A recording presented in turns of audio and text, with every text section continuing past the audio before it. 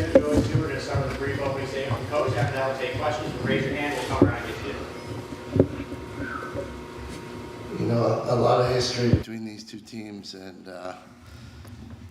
you know, we battled till the end and brought back the Krause-Simmons Trophy to Syracuse for another year. And it wasn't necessarily pretty, but we got the job done. And you know, we're continuing to try and figure out our identity as a team, and we got over the hump and got a W again. It was something we can build from, but we got a lot to learn, and we got a lot to really get better and improve, you know, with the teams coming down the road. So happy with the W, you know, really honoring the Simmons family and the tradition here, and you know, certainly appreciative of the team's effort to get the job done today. Questions? Start here with Andrew and then go to Brent. For Brendan, I guess, were you expecting Hobart to put two guys on you after that last time out? And I guess what was your thought process, or maybe your plan to kind of keep possession there with like 14 seconds left? Were you anticipating having that open net to take the shot? Yeah, we figured that they would probably pull the goalie. And then Coach March, you know, with a 1-goal lead with a couple seconds left, you know, I was going to get doubled anyways. So if I had the angle, you know, might as well put it in. Gary, why make the goalie change when you did? It's actually kind of odd. They made a goalie change pretty much at the same time. You know, I think they scored 3 in a row, and you know, both our goalies are solid, and we just thought maybe a change would help us out. And I think they both played pretty much the same throughout the game. So you know, we got it done using both of them, and you know, we'll continue to use both of them.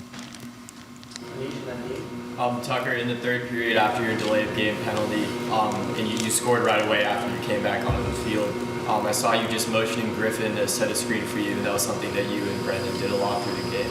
How are you guys able to use screens to open up the offense and get more open looks against the team? For sure. You know, it's kind of just part of our offense. We like to set picks for one another, especially with the short sticks under the poles. So he set a good pick, and we just got lucky. Not lucky, but it worked. Gary, you said after Army that you wanted to see more confidence out of the team. I guess, did you see some more of that tonight? And how does a win like this kind of help the team going forward with their confidence? Well, I think, you know, we came into the game, we had a better first quarter, and played better overall and generally fewer mistakes than we have made in the past. And, you know, that's something that just the W itself is something to build confidence from. You know, after going 3 games without getting one, to come out on top will help us, and we can build from it and move on to the next game. Yeah, I guess we're great. Just looking at kind of man-up opportunities that we capitalize on. Just, you know, how I guess you should have avoided, but also just what about them on man-up? Just kind of. I mean, they have a lot of shooters all over the field. They like to running that like lefty kind of waterfall play, and that's something we don't see a ton where a team is dominant with lefties. But it's also the early in the year, and there's less time to scout what man-up plays are going to get thrown at you. And for a team like Hobart playing us, it's a really big game for them, and they're ready to throw something new at us. But you also saw some different personnel getting rotated in, so we're still trying to find what unit is our best man-down unit. Brendan, back-to-back goals with 4 more goals, or back-to-back games with 4 more goals. What have you seen or done differently that's feel like open things up for you? You know, we're just putting ourselves in better opportunities to score. And it's been fun just kind of opening the offense up and, you know, dodging and getting picks. So, you know, I just think we're, you know, Coach Gade and Coach March did a great job of putting us in our strengths and where we're, you know, able to succeed. And I think, you know, the past 2 games we've offensively been able to kind of start to click. So, you know, hopefully we can continue to build and score even more goals. Coach Gay, I was talking to Coach Roy Simmons Jr., and he was telling me that the Krause-Simmons Trophy just started as something to get the players hyped up for one game every year, but it's turned into a lot more. He didn't say hyped up, of course, but it turned into a lot more than that. What have you seen from your time being a player, playing in those games up till now being a coach on the sideline? Well, again, it's about celebrating the history of the program. The long rivalry with Hobart. I think it was a little different for me as a player, just because they were a D3 team at the time. They were in a Division I competing for a Division I national championship, but it always meant something that you were representing not just Syracuse, but the coaches that built the program. So, it's an honor to play for the Simmons family and Roy Simmons Sr. and Jr. and Roy III, who's with us now, and it made it that much nicer to get the W.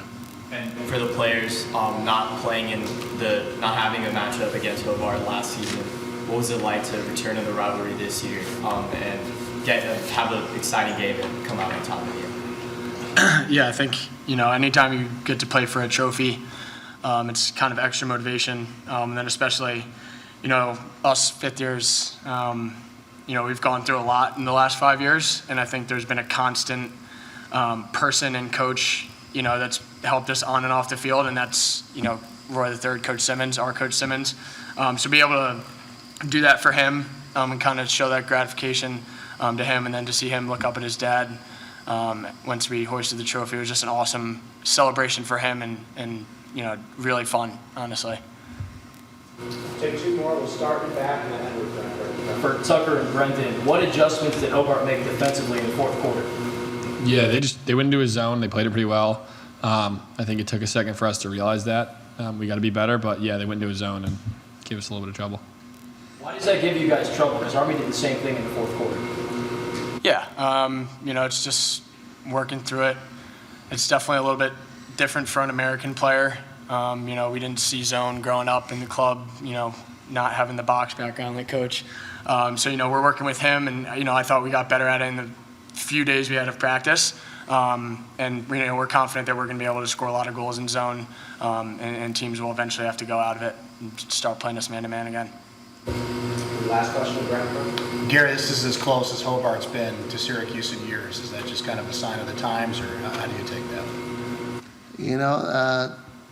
It is what it is. It was a great game. I think this is a pretty good Hobart team. I think they've done a pretty good job of building their program, and they got the right pieces where they want them on the offensive end of the field, and they were scoring goals. And it may have been the closest, but when it goes up on the trophy, all that matters is it's Syracuse.